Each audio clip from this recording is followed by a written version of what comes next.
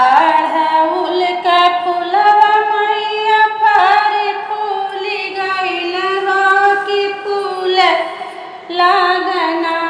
हो कि फूल लागना मैया अढ़उल का फुलवा हो कि फूल लागना मैया अढ़उल के फुलवा हो कि फूल लागना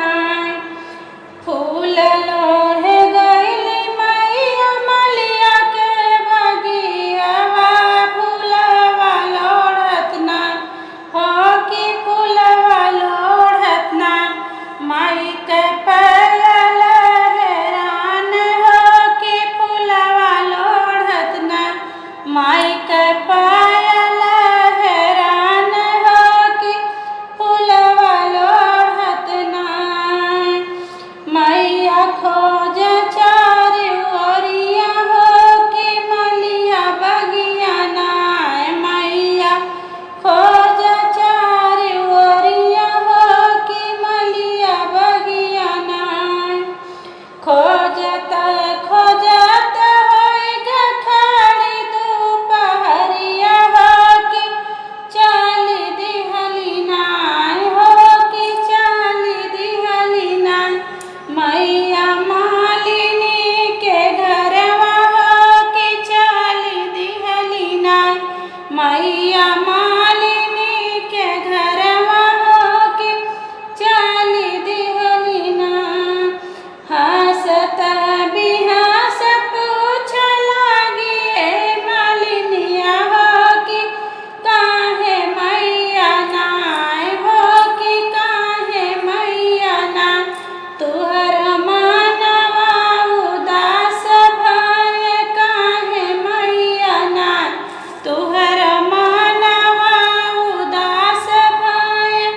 काहे मैया ना फूल लोढ़े गए मालिन तुहर फूलवरिया हो हेराई गइल ना हो हेराई गइल ना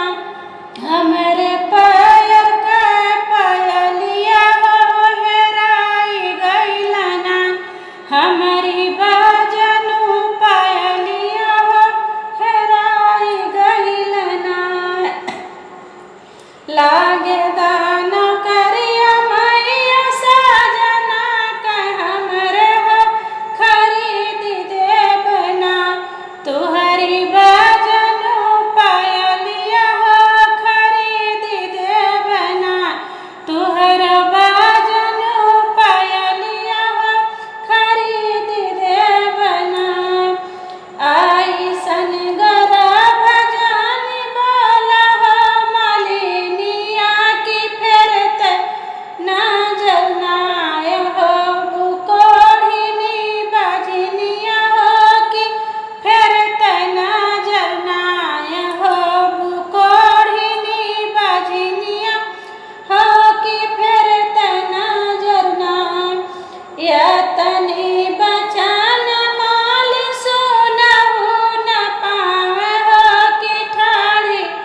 गिरनाय मालिन मैया के चरनिया हो ठाढ़ी गिरना मालिन मैया के चरनिया हो ठाढ़ी गिरना हम